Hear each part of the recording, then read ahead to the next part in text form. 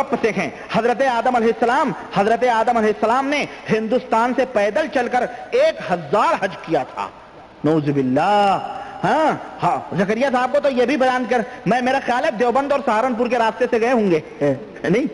ہاں بھائی, دیوبند سہارنپوری کے راستے سے شارٹ کٹ مارتے, کیونکہ ہاں حسین احمد حاجی امداد اللہ مہاجر مجگی تھے یا حسین احمد مدنی تھے, باقاعدہ خلیج عرب میں کشتی ڈوب رہی تھی, ان کے مرید نے تصور کیا تو حضرت باقاعدہ سمندر میں جا کے کمر لگا کے کشتی پار کر کے اور سہارنپور پہنچ گئے.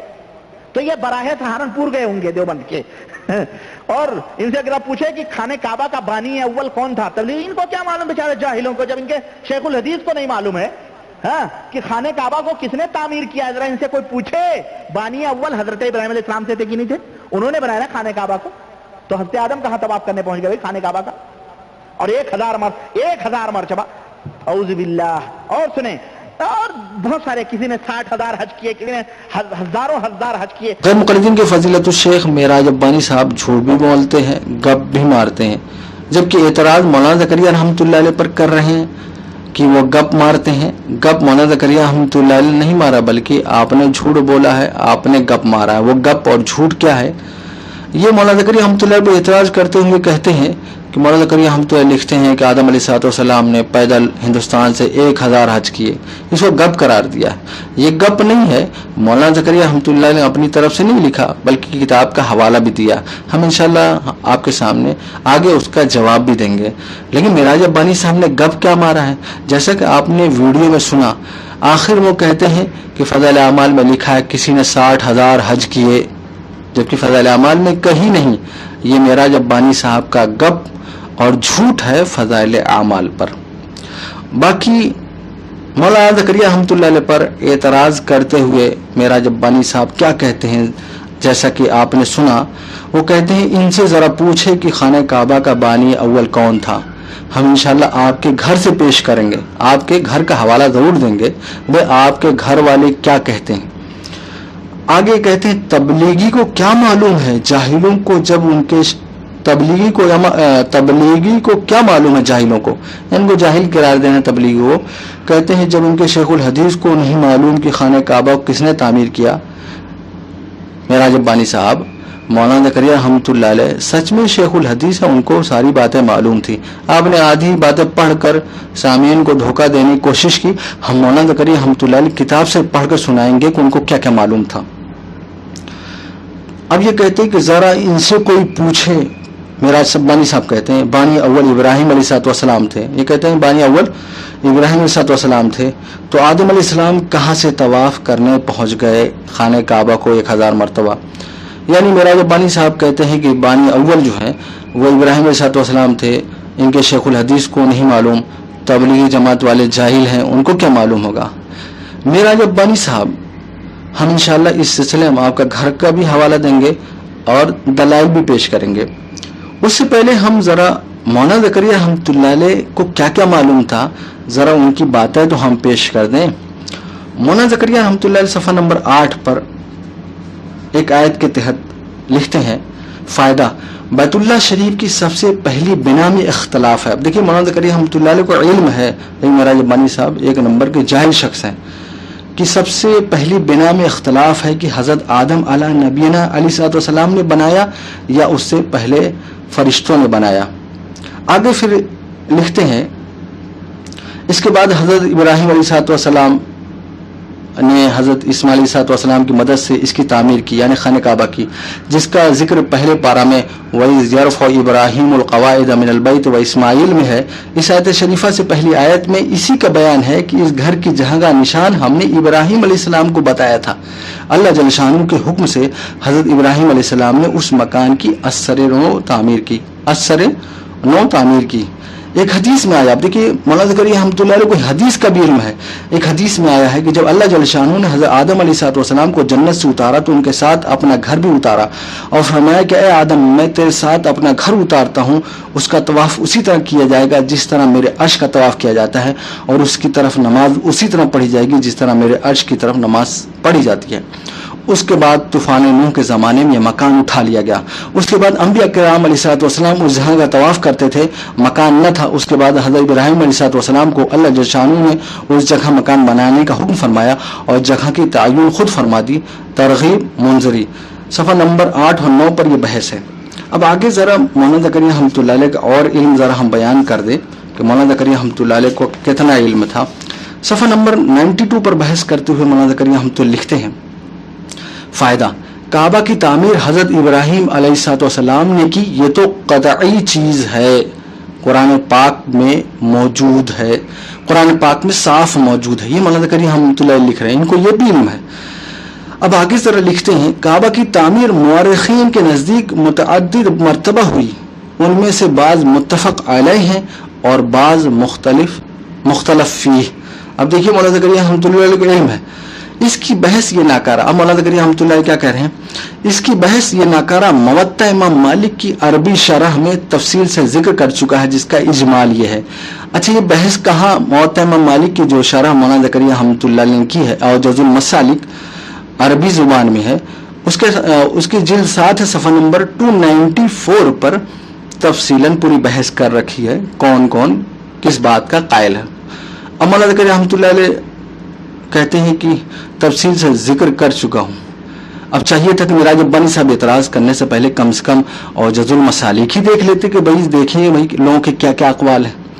اچھا, کم سے کم یہ جو مولانا زکریا رحمۃ اللہ علیہ کیا کہہ رہے ہیں, اب اجمال یعنی مختصر طور پر جو بیان کر رہے ہیں مولانا زکریا رحمۃ اللہ علیہ, وہ کیا ہے. نمبر 1, مشہور قول کے موافق سب سے اول اس کی تعمیر فرشتوں نے کی ہے. اب دیکھیے پہلا قول. دوسرا قول حضرت آدم علیہ السلام کی تعمیر ہے, جو محدثین اور مورخین کے نزدیک مشہور ہے مگر قطعی روایت نہیں. اب دیکھیے مولانا زکریا رحمۃ اللہ کتنی صاف اور ستھری بات کر رہے ہیں. اب دیکھیے یہ بھی علم ہے. آگے پھر کہتے ہیں, تیسری حضرت شیش علیہ السلام جو حضرت آدم علیہ السلام کے صاحبزادے نبی ہوئے, ان کی تعمیر بتائی جاتی ہے.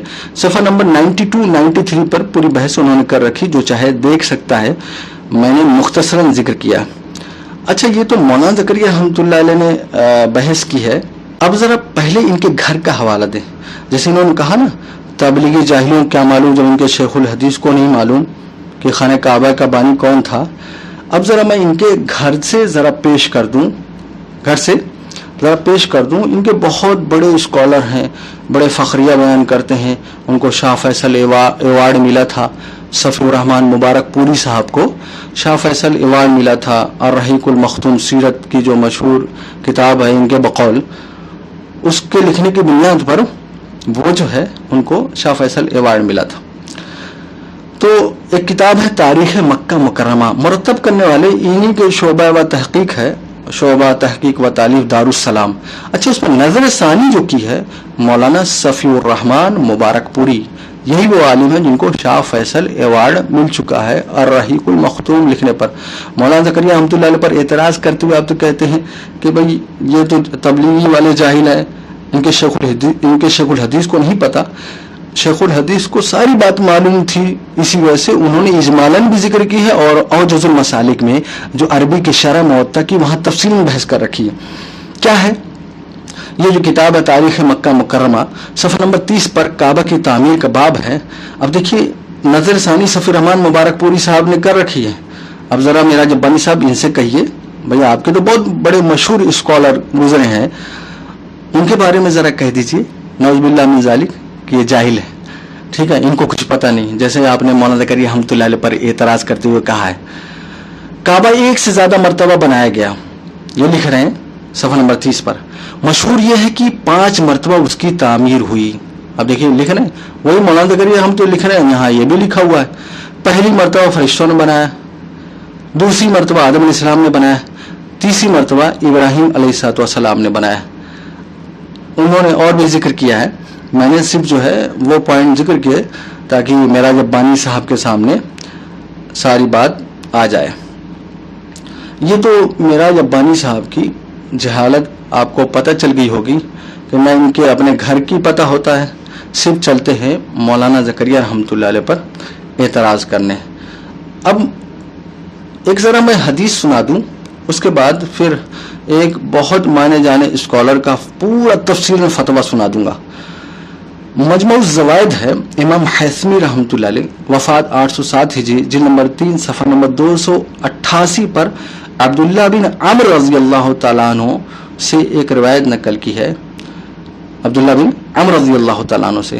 اور امام حیثمی رحمۃ اللہ علیہ کہتے ہیں یعنی اس روایت کے بارے میں جو کہ طبرانی کبیر میں ہے کہ رجال ہو رجال الصحیح، یعنی اس کے جو رجال ہیں صحیح کے رجال، یعنی یہ سندن صحیح روایت ہے. امام حیثمی رحمۃ اللہ علیہ فرماتے ہیں عبداللہ بن عمر رضی اللہ تعالیٰ عنہ فرماتے ہیں جب اللہ تعالیٰ نے آدم علیہ السلام کو جنت سے زمین پر اتارا اس وقت ارشاد فرمایا میں تمہارے ساتھ ایک گھر بھی اتار رہا ہوں. اب دیکھیے یہاں پر بھی بات آ گئی حدیث میں، ایک گھر بھی اتار رہا ہوں جس کا طواف اسی طرح کیا جائے گا جس طرح میرے عرش کا طواف کیا جاتا ہے. تفصیلاً حدیث ہے. آگے یہ ہے کہ راوی کہتے ہیں طوفان نوح کے وقت اس کو اٹھا لیا گیا، طوفان نوح کے وقت اس کو اٹھا لیا گیا. یہی مولانا زکریا ہم تو ذکر کیا، یہی حدیث میں بھی ہے. اب ذرا ایک بہت مشہور اسکالر اور عالم ہے، غیر مقلدین ان کے فتاوے بہت پیش کرتے ہیں، سلفی اسکالر ہیں اور ان کے فتووں کو اردو ترجمہ کرتے ہیں. ذرا انہوں نے اس بحث کو تفصیلاً ذکر کیا ہے اور دلائل دیے ہیں کہ سب سے بانی اول خانہ کعبہ کا کون ہے. تو میرا جب بانی صاحب آپ یہ جو کہہ رہے تھے نا تبلیغی جاہلوں کیا پتا جب ان کے شیخ الحدیث کو نہیں پتا، یہ تو بہت مشہور اسکالر ہے، سلفی اسکالر ہیں. آپ ان کے فتوے اور تراجیم جو ہے کرتے رہتے ہیں، ان کے فتووں کو ہمارے سامنے پیش کرتے ہیں، ان کے دلائل سے استفادہ کرتے ہیں. وہ کون اسکالر ہے؟ شیخ صالح محمد منجد. ہم انشاءاللہ ان کی فتوے کا جو ہے لنک جو ہے ڈسکرپشن میں دے دیں گے. ہم ترجمہ پیش کر رہے ہیں جو پورا انہوں نے بحث کیا ہے. وہ ترجمہ کیا ہے؟ اللہ تعالیٰ کا جو ارشاد پاک ہے ان اول بیت وضع للناس للذی ببکہ، ترجمہ جو محمد جونا گڑی صاحب کا غیر مقلد اسکالر، اللہ تعالیٰ کا پہلا گھر جو لوگوں کے لیے مقرر کیا گیا وہی ہے جو مکہ شریف میں ہے، جو تمام دنیا کے لیے برکت و ہدایت والا ہے. اس میں سب سے پہلا گھر قرار دینے سے مراد عبادت کی غرض سے بنائی گئی عمارتوں یعنی مسجدوں میں سے پہلی عمارت ہونا مراد ہے. یہ مطلب نہیں کہ مطلقاً دنیا کی سب سے پہلی بنائی گئی عمارت اور گھر ہے. اور اس پر دلیل حضرت ابو ذر غفاری رضی اللہ تعالیٰ عنہ کی وہ حدیث ہے جو بخاری شریف میں 3186 نمبر پر اور صحیح مسلم میں 520 نمبر پر موجود ہے کہ آپ صلی اللہ علیہ وسلم نے پوچھا، آپ نے پوچھا اے اللہ کے رسول صلی اللہ علیہ وسلم زمین پر سب سے پہلے کون سا گھر بنایا گیا؟ تو آپ صلی اللہ علیہ وسلم نے فرمایا مسجد حرام. بس عمارت تو مسجد کی ہے لیکن ظاہر یہ ہے کہ اس سے مراد قبلہ ہے جیسا کہ اس کا بیان آ رہا ہے. حافظ ابن حجر اسقلانی رحمۃ اللہ فرماتے ہیں یہ حدیث اس آیت کی تفسیر بتا رہا ہے جو ہم نے پیچھے ذکر کیا اور اس بات پر دلالت کرتا ہے گھر سے مراد عبادت خانہ ہے، مطلق گھر مراد نہیں. اور اس پر صریح دلیل حضرت علی رضی اللہ تعالیٰ وہ روایت ہے جسے اسحاق بن راہوی اور ابن ابی حاتم وغیرہ نے سند صحیح کے ساتھ نقل کیا ہے. اگرچہ اس سے پہلے بھی دوسرے گھر موجود تھے لیکن مسجد حرام اللہ کی عبادت کی خاطر بنایا گھر سب سے پہلا گھر ہے. فتح الباری جلد نمبر 6 صفحہ نمبر 408. آگے فرماتے ہیں کہ سب سے پہلے کعبۃ اللہ کس نے بنایا؟ اس میں علماء کے کئی اقوال ہیں. اب میرا جب بانی صاحب ذرا کہیے کہ تبلیغی تو جاہل ہوتے ہیں، ان کے شیخ الحدیث کو نہیں پتا کہ خانہ کعبہ کا بانی اول کون ہے اور کہتے ہیں کہ ابراہیم علیہ الصلوۃ والسلام ہے. ذرا ان پر بھی کچھ فتویٰ لگائیے نا. سب سے تو مشہور قول یعنی پہلا نمبر لکھتے ہیں، سب سے زیادہ مشہور قول یہ ہے کہ فرشتوں نے بنایا اور یہ قول حضرت امام جعفر صادق رحمۃ اللہ علیہ کا. دوسرا قول یہ ہے کہ اسے حضرت آدم علیہ السلام نے بنایا. اس قول کے قائلین سلف میں سے حضرت عطا، حضرت سعید بن مسیب ہیں اور اسی طرح امام ابن جوزی اور علامہ حافظ ابن حجر اسقلانی رحم اللہ بھی ہیں اس قول کے قائلین میں سے ہیں. یعنی سعید بن مسیب، ابن جوزی رحمۃ اللہ، حافظ ابن حجر اسقلانی رحمۃ اللہ علیہ، عطا رحمۃ اللہ علیہ. آگے کہتے ہیں جبکہ شیخ امین شنقیطی رحم اللہ کے ہاں بھی یہی بات راجح ہے، یعنی آدم علیہ الصلوۃ والسلام بانی اول. اب آگے کہتے ہیں تیسرا قول، اور بعض لوگوں کا قول یہ ہے کہ اس کو بنانے والا حضرت ابراہیم علیہ السلام ہے. اس قول کے قائلین میں سے حضرت علامہ ابن تیمیہ، حافظ ابن قیم، حافظ ابن کثیر اور شیخ ابن عثیمین کے ہاں یہ قول راجح رحمہ اللہ. یعنی اب دیکھیے تینوں قول فرشتوں نے، آدم علیہ السلام، ابراہیم علیہ السلام. اب آگے کیا فرماتے ہیں؟ ہمارے یہاں سب سے راجح دوسرا قول ہے، یعنی یہ کہ یعنی کیونکہ شیخ صالح محمد منجد کے یہاں وہ کون سا قول ہے ان کے راجح؟ دوسرا قول ہے، یعنی یہ کہ بیت اللہ شریف کو سب سے پہلے تعمیر کرنے والے حضرت آدم علیہ السلام ہے، اور جو حضرت ابراہیم علیہ السلام کے ہاتھوں واقع ہوا اس سے مراد اس کی تعمیر کی تجدید کرنا، یعنی دوبارہ تعمیر کرنا اور اس کو بلند کرنا مراد ہے، جبکہ وہ طوفان یا کسی اور سبب سے منہدم ہو گیا تھا. اب دلیل دے رہے ہیں، اور اس بات کے دلائل یہ ہیں. نمبر 1، اللہ تعالیٰ کا ارشاد ہے، یعنی انہوں نے قرآن کی آیت پیش کی ہے سورہ بقرہ آیت نمبر 125 کی، اور ترجمہ جو ہے جوناگڑی صاحب کا، اور ہم نے ابراہیم علیہ السلام اور اسماعیل علیہ السلام سے وعدہ لیا کہ تم میرے گھر کو طواف کرنے والوں اور اعتکاف کرنے والوں اور رکوع سجدہ کرنے والوں کے لیے پاک صاف رکھو.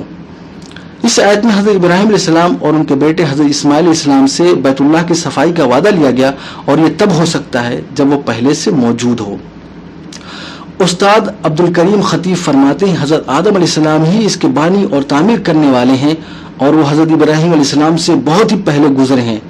اسی کے بارے میں اللہ تعالیٰ فرماتا ہے وَاحِدْنَا إِلَىٰ إِبْرَاهِيمَ وَإِسْمَاعِيلَ أَن طَهِّرَ بَيْتِي لِلطَّائِفِينَ وَالْعَاكِفِينَ وَرُكَّعِ السُّجُودِ. یہ جو آیت ہے تو اس آیت میں اشارہ ہے کہ اللہ تعالیٰ کا گھر یعنی بیت اللہ شریف اس وعدے سے پہلے موجود تھا جو حضرت ابراہیم علیہ السلام اور حضرت اسماعیل علیہ السلام سے اس گھر کو ان کے بتوں سے صاف کرنے کا لیا گیا جو اس میں موجود تھے، اور ان کو پوجنے والے اس کی عبادت کرتے تھے، اور اس کو پوجنے والے اس کے بعد کرتے تھے. تفسیر قرآنی للقرآن جلد نمبر 2 صفحہ نمبر 532. اب دلیل نمبر 2 وہ ذکر کر رہے ہیں. اللہ تعالیٰ کا ارشاد ہے وَإِذْ يَرْفَعُ إِبْرَاهِيمُ الْقَوَاعِدَ مِنَ الْبَيْتِ وَإِسْمَاعِيلُ. ترجمہ محمد جوناگڑی صاحب کا. اور یاد کرو جب ابراہیم علیہ السلام اور اسماعیل علیہ السلام کعبہ کی بنیادیں اور دیواریں اٹھاتے جاتے تھے. سورہ بقرہ آیت نمبر 127. یہاں پر حضرت ابراہیم علیہ السلام کا دیواریں اٹھانے کا تذکرہ اس بات کی دلیل ہے کہ بیت اللہ شریف پہلے سے موجود تھا، اور حضرت ابراہیم علیہ السلام کا کام صرف اس کو واضح کرنا، اس کو بلند کرنا، اس پر مزید تعمیر کرنا تھا. استاد عبد الکریم خطیب کہتے ہیں اور اس آیت میں اشارہ ہے اس بات کی طرف کہ بیت اللہ شریف اپنی بنیادوں پر کھڑا تھا، لیکن حضرت ابراہیم علیہ السلام و اسماعیل علیہ السلام کے دور تک وہ منہدم ہو چکے، تو حضرت ابراہیم علیہ السلام کا عمل اس میں یہ تھا کہ اس کو اپنی انہی بنیادوں پر دوبارہ کھڑا کر دیں. تفسیر قرآنی للقرآنی. تیسری دلیل اللہ تعالیٰ کا ارشاد ہے ربنا انی اسکنت من ذریتی بواد غیر ذی زرع عند بیتک المحرم. یعنی اب جوناگڑی صاحب کا ترجمہ ہے اے ہمارے پروردگار میں نے اپنی کچھ اولاد اس بے کھیتی کی وادی میں تیرے حرمت والے گھر کے پاس بسائی ہے. سورہ ابراہیم آیت نمبر 37. چوتھی دلیل اللہ تعالیٰ کا جو ارشاد ہے وَإِذْ بَوَّأْنَا لِإِبْرَاهِيمَ مَكَانَ الْبَيْتِ، یعنی ترجمہ جو جوناگڑی صاحب کا. اور جبکہ ہم نے ابراہیم علیہ السلام کو کعبہ کے مکان کی جہاں مقرر کر دی اس شرط پر کہ میرے ساتھ کسی کو شریک نہ کرنا اور میرے گھر کو طواف، قیام، رکوع، سجدہ کرنے والوں کے لیے پاک صاف رکھنا. سورہ حج آیت نمبر 26. بس دونوں آیتوں کا ظاہر اس بات پر دلالت کرتا ہے کہ حضرت ابراہیم علیہ السلام سے پہلے بھی بیت اللہ شریف موجود تھا. علامہ شنقیطی رحمۃ اللہ علیہ کہتے ہیں کہ کعبہ کا مکان مقرر کرنے کا مطلب یہ ہے کہ ہم نے اس جگہ کو تیار کیا اور حضرت ابراہیم علیہ السلام کو اس کی پہچان کروائی تاکہ وہ اس ہمارے حکم کے مطابق اپنے ختم ہو جانے والی اصلی بنیادوں پر دوبارہ تعمیر کر لیں. جب ہم نے ان کو اس کی تعمیر کا حکم دیا، جیسے کوئی شخص کہیں رہائش پذیر ہونا چاہتا ہے تو وہ جگہ اس کے لیے تیار کی جاتی ہے.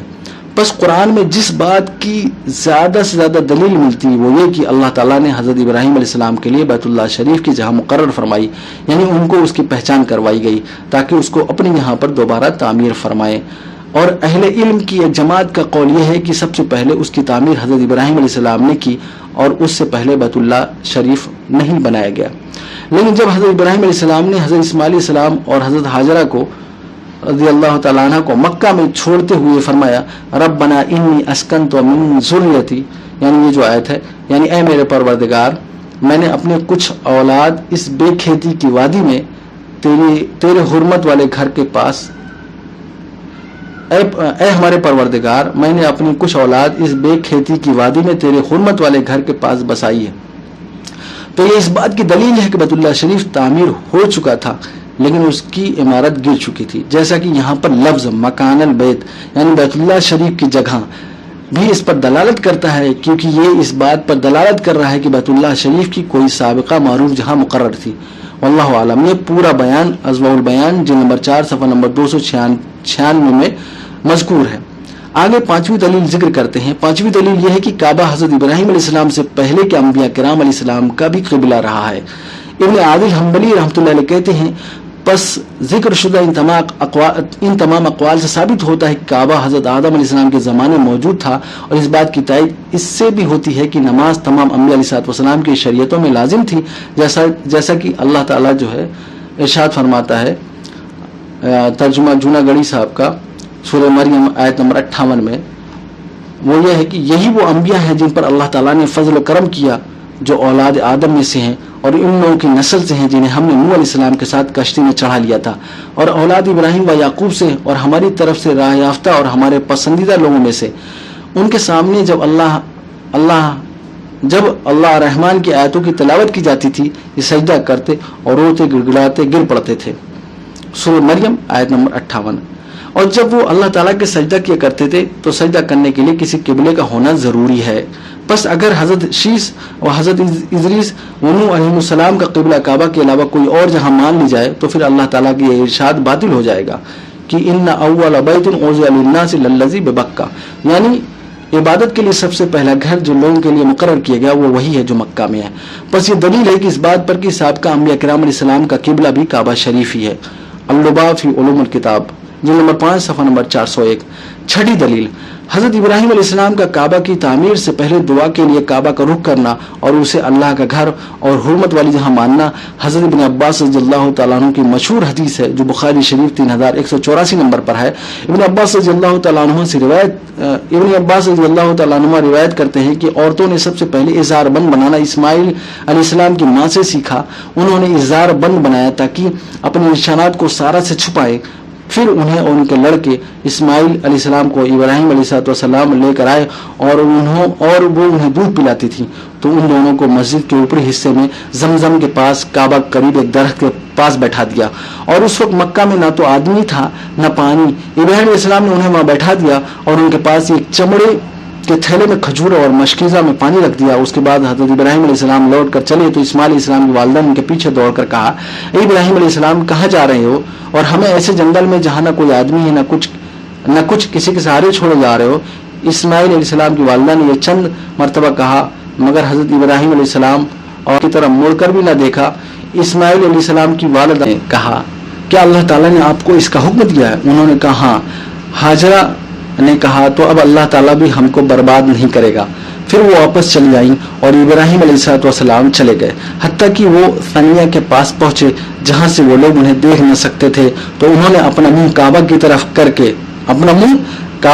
کر کے دونوں ہاتھ اٹھا کر یہ دعا کی، اے ہمارے رب، میں اپنی اولاد کو آپ کے معظم گھر کے قریب ایک میدان میں جو زراعت کے قابل نہیں آباد کرتا ہوں۔ پس یہ حدیث نص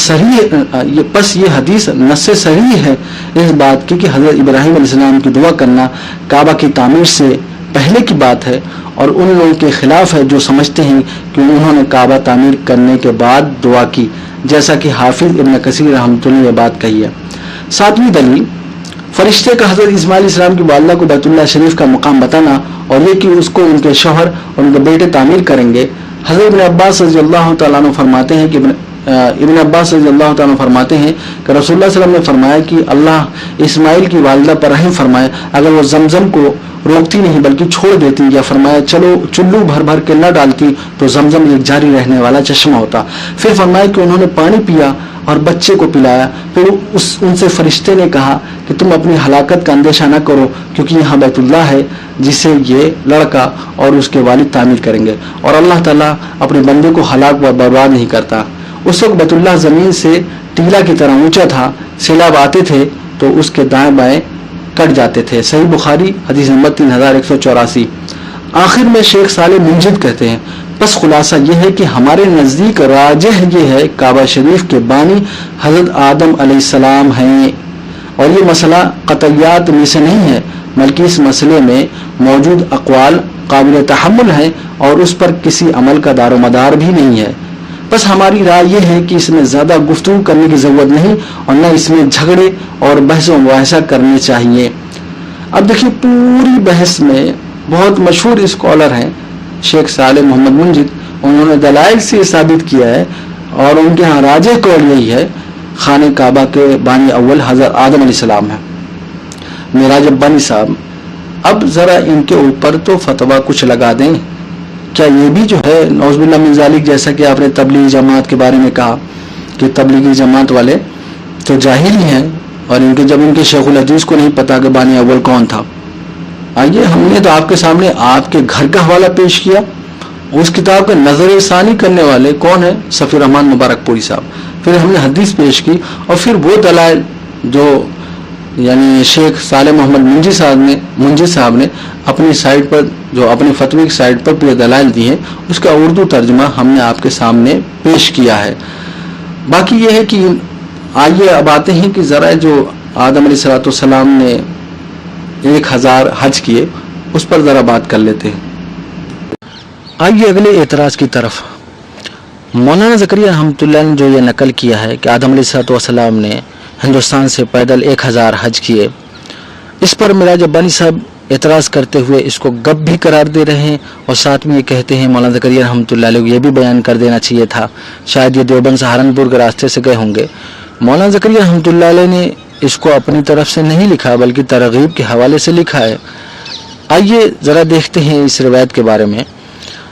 صحیح ابن خزیمہ ہے, ابن خزیمہ رحمۃ اللہ علیہ نے اپنے خیال کے مطابق صحیح ابن خزیمہ میں ان روایتوں کو جمع کیا جو ان کے نزدیک صحیح ہیں.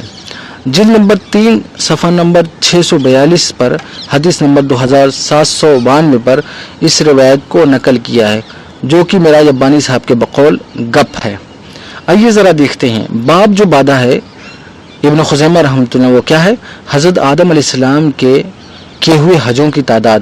اب دیکھیے باب کیا ہے؟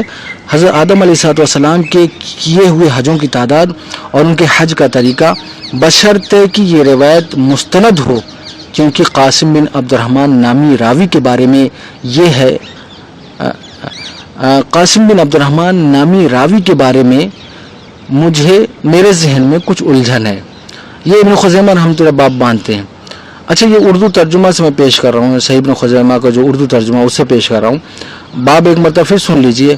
ابن خزیمہ رحمۃ اللہ باب کیا باندھتے ہیں؟ حضرت آدم علیہ السلام کے کیے ہوئے حجوں کی تعداد اور ان کے حج کا طریقہ, بشرطے کہ یہ روایت مستند ہو, کیونکہ قاسم بن عبد الرحمن نامی راوی کے بارے میں میرے ذہن میں کچھ الجھن ہے. اب دیکھیے ابن خزیمہ رحمۃ اللہ علیہ کے ذہن میں قاسم بن عبد الرحمن نامی راوی کے بارے میں الجھن ہونے کے باوجود انہوں نے اس کو نقل کیا ہے. اب آپ یہی اعتراض جو ہے ابن خزیمہ رحمۃ اللہ علیہ پر بھی کریں گے کہ ان کو بھی لکھ دینا چاہیے تھا. آپ یہاں اعتراض کریے نا, ان کو بھی لکھ دینا چاہیے تھا کہ ہندوستان وہ سہارنپور سے اور دیوبند کے راستے سے گئے ہوں گے. آپ نے جہالت کی بنیاد پر یہ اعتراض کیا ہے. ترجمہ میں پیش کر دے رہا ہوں. رسول اللہ صلی اللہ علیہ وسلم نے فرمایا حضرت آدم علیہ السلام نے 1000 مرتبہ ہندوستان سے چل کر بیت اللہ کی زیارت کے لیے تشریف لائے, اس دوران وہ کبھی بھی سوار نہیں ہوئے. یہ ابن خزیمہ رحمۃ اللہ علیہ کا حوالہ, معراج ربانی صاحب جس کو گپ قرار دے رہے ہیں. جبکہ ابن خزیمہ رحمۃ اللہ اتنے بڑے محدث, کتاب کا نام صحیح ابن خزیمہ رکھا ہے, اور پھر بھی وہ یہ کہتے ہیں کہ میرے ذہن میں قاسم بن عبد الرحمن نامی راوی کے بارے میں ذہن میں کچھ الجھن ہے, پھر بھی اس روایت کو اپنی صحیح ابن خزیمہ میں نقل کیا ہے. تو آپ ذرا ان پر بھی اعتراض کریے نا. آئیے دوسرا حوالہ کتاب العظمہ ابی شیخ اصبہانی, وفات 369 ہجری, جلد نمبر 1 صفحہ نمبر حدیث نمبر 1051 پر انہوں نے بھی آدم علیہ السلام کا 1000 مرتبہ یعنی کعبہ کی زیارت کے لیے جانا ذکر کیا ہے. اس میں آگے جو محمد بن علی رحمۃ اللہ علیہ کہتے ہیں یعنی 1000 مرتبہ جو یہ کعبہ کی زیارت کے لیے جانا, تو کیا کہتے ہیں کہ محمد بن علی رحمۃ اللہ کہتے ہیں ازرق رحمۃ اللہ نے سچ کہا اور ابن عباس رضی اللہ تعالیٰ عنہ نے سچ کہا, کیونکہ ابن عباس رضی اللہ تعالیٰ عنہ سے روایت ہے. محمد بن علی رحمۃ اللہ آگے اضافہ کیا کرتے ہیں, اس میں 300 حج ہے اور 700 مرتبہ عمرہ. آئیے تیسرا حوالہ امالی ابن بشران عبد الملک بن محمد بغدادی وفات 430 ہجری حدیث نمبر 788 جلد نمبر 1 صفحہ نمبر 339. ایسے چوتھا حوالہ سبل الہدا والرشاد محمد بن یوسف صالحی رحمۃ اللہ علیہ وفات 942 ہجری جلد نمبر 1 صفحہ نمبر 209. پانچواں حوالہ در منصور علامہ سیوطی رحمۃ اللہ علیہ وفات 911 ہجری جلد نمبر 1 صفحہ نمبر 315 پر ان لوگوں نے آدم علیہ السلام کے 1000 مرتبہ حج کرنا یا کعبہ کی زیارت کے لیے جانا کا تذکرہ کیا ہے. ہم نے کچھ حوالے آپ کے سامنے پیش کیے. اب آئیے ذرا اس بات کی طرف جو یہاں پر یہ بات موجود ہے کہ ابن حبان رحمۃ اللہ وہ ابن خزیمہ رحمۃ اللہ کہتے ہیں قاسم بن عبد الرحمن نامی راوی کے بارے میں میرے ذہن میں کچھ الجھن ہے، پھر بھی انہوں نے اس روایت کو صحیح ابن خزیمہ میں بیان کیا. اب آئیے ذرا مولانا زکریا رحمۃ اللہ علیہ نے اس کو کہاں بیان کیا ہے. مولانا زکریا رحمۃ اللہ نے ایک باب باندھا ہے 3 فصل اس سفر کی مشقتوں کے تحمل میں صفحہ نمبر 41 پر. اسی میں ہی انڈیکس میں ایک باب اور ہے پیدل حج کا ثواب اور اس کی شرائط. اب دیکھیے یہ مطلب حج کے ابواب کے تحت اس روایت کو لائے ہیں. اب انہوں نے مولانا زکریا رحمۃ اللہ علیہ نے اس کے تحت آدم علیہ الصلوۃ والسلام کے حج کا تذکرہ کیا ہے 1000 مرتبہ حج کا ترغیب کے حوالے سے اور 40 مرتبہ حج کا اتحاف السادہ کے حوالے سے. اتحاف السادہ کے حوالے سے 40 حج کا تذکرہ کیا ہے مولانا زکریا رحمۃ اللہ علیہ نے. اب آپ جو ہے کو یہ سن کر تعجب ہوگا کہ مولانا زکریا رحمۃ اللہ علیہ تو اس روایت کو لا رہے ہیں بطور استئناس کے، جیسا کہ سب کو یہ بات معلوم ہے. اور مولانا زکریا ہم تو اور بھی دلائل دے رکھے ہیں کہ پیدل جو ہے حج کرنے کے ثواب اس کی فضائل میں، اس کی شرائط میں، اس کے ضمن میں اس کو لے کر آئے ہیں. اور ایسی روایتوں سے جیسا کہ اس روایت میں قاسم بن عبد الرحمن ہے ان پر کلام ہے اور اس بنیاد پر لوگوں نے اس روایت کو ضعیف بھی قرار دیا ہے، لیکن مولانا زکریا رحمۃ اللہ نے اس کو پیدل حج کے فضائل میں اس کو بیان کر رکھا ہے اور ایسی روایتوں سے بطور استئناس جائز ہے. فضائل میں، ترغیب میں ایسی روایتوں کو بیان کیا جا سکتا ہے. اسی وجہ سے مولانا زکریا رحمۃ اللہ علیہ نے بیان کیا ہے. اب یہ جو آدم علیہ الصلوۃ والسلام کا 40 مرتبہ حج کرنا یا 70 مرتبہ حج کرنا، اس کو تو بہت سے مفسرین نے بیان کیا ہے. میں ان مفسرین کو چھوڑ دے رہا ہوں، لیکن میں وہ کتابیں جو تاریخ مکہ پر یا حج پر ہیں میں اس کے کچھ حوالے ذرا پیش کر دیتا ہوں.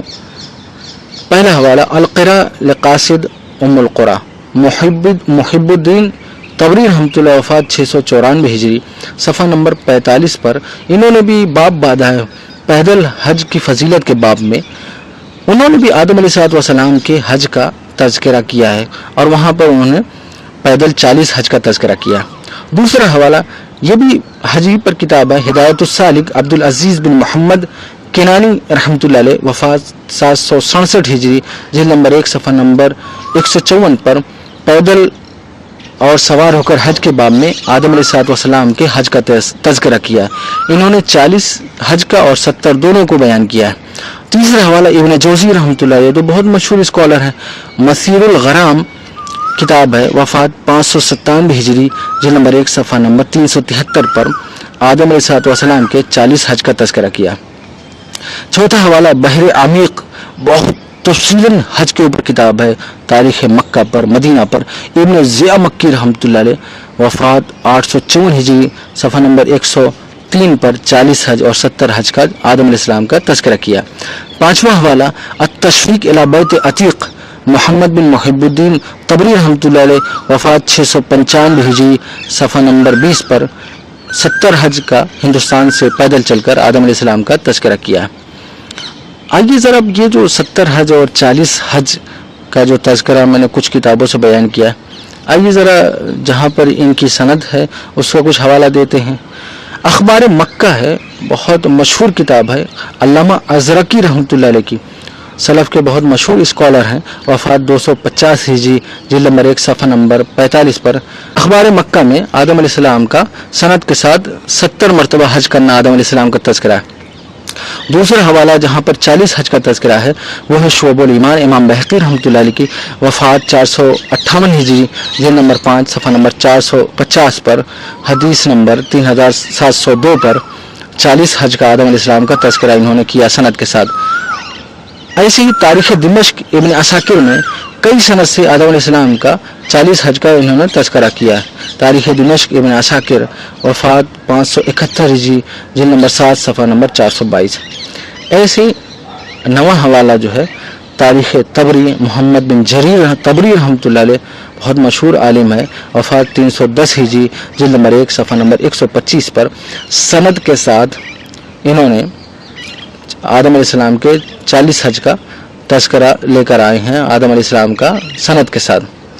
یہ ہم نے کچھ حوالے آپ کے سامنے پیش کیے کہ جنہوں نے آدم علیہ السلام کے حج کا تذکرہ کر رکھا ہے. معراج ربانی صاحب ہم تو چاہتے تو بہت زیادہ حوالے آدم علیہ السلام کے حج کا تذکرہ کر لے کر آ جاتے, بات بہت زیادہ طویل ہونے کی بنیاد پر ہم نے وہ سب حوالے سارے کے سارے چھوڑ دیے, ورنہ معراج ربانی صاحب کے فتویٰ بازی میں اور اعتراض میں بہت سلف کے اسکالر جو ہے شامل ہو جاتے ہیں.